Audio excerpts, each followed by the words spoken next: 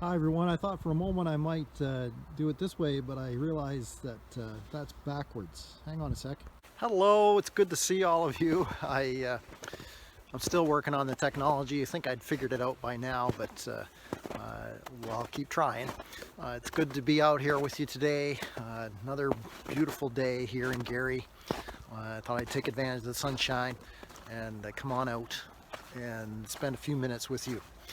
This week I've been telling you about some of my interesting articles that I've collected along the way over the last little while. And one that stood out to me back just about 2 years ago was one written by James Beverly. He has been a consistently great gift to the believers in Jesus Christ here in Canada, and his work has not only been admired and used here in Canada but around the world. He's a great man with a great mind, and he has been willing to share that with us. And one of the articles that he wrote not too long ago was concerning Christians and conspiracy theories. I'm going to put it in a post. I'm going to post it along with this today. I think you might find it to be very helpful reading. And within it, he talks about some of the things that have come to fruition over the last little while, and but also he makes reference to the fact that we as people, we as a race, have often been involved in the whole matter of conspiracy theories. And so it's not something that's new to the 21st century, but there are various examples throughout history. And within that article, he makes a point that I think is valuable for us. That we as followers of Jesus Christ have been told in the scriptures that we should test the spirits. We read that in 1 John chapter 4, that command to us, that we should check things out, and that we are well equipped for that because we have the Holy Spirit dwelling in us, and that we can test the spirits because of the power and the work of the Holy Spirit in us as followers of Jesus Christ.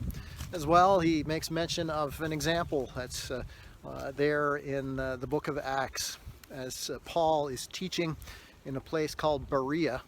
The believers there, the ones receiving the teaching, are described as ones who went home and did their homework. In fact, they heard what Paul was saying, and then they went home and they dug into their Bible in order to check and to see about what Paul was teaching.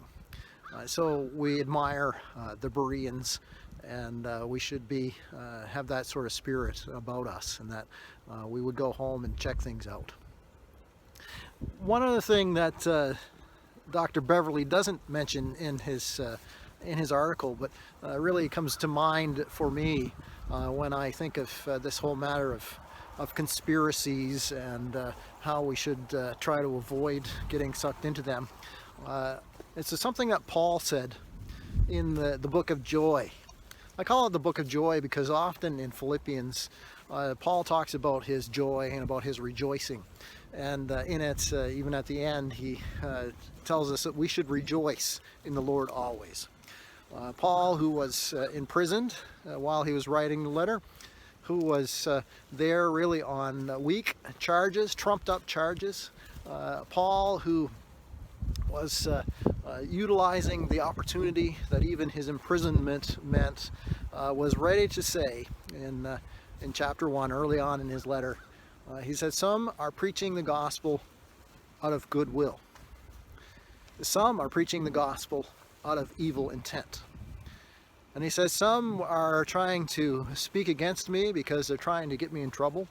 Some are speaking with me because they are people that are sympathetic to me." And then he describes it with kind of an interesting point of view. He says, in a sense, it doesn't matter because of this. So long as the gospel of Christ is being preached. And in that I see the example of Paul and the reminder to us that we can get all blown here, there, and everywhere by things that are going on around us, and we can forget what our mission is. We are to preach Jesus Christ. And I think it's helpful for me as a pastor to remind myself again of what my role is. I am to preach Jesus Christ, the one who was crucified and buried and rose again the third day to save us from our sin. And that it could be so easy to get swept up by all of these things, all of these winds, all of these spirits of the age, and forget the purpose. We preach Christ and Him crucified. And so that is the greatest boundary and guideline to help all of us as we face interesting things that come our way, and conspiracies and theories and all those sorts of things. Let us keep in mind this truth. We never go wrong with teaching and preaching and holding on to the gospel of Jesus Christ. So let's be people who preach Christ and Him crucified. I hope you're having a great day wherever you are. God bless you.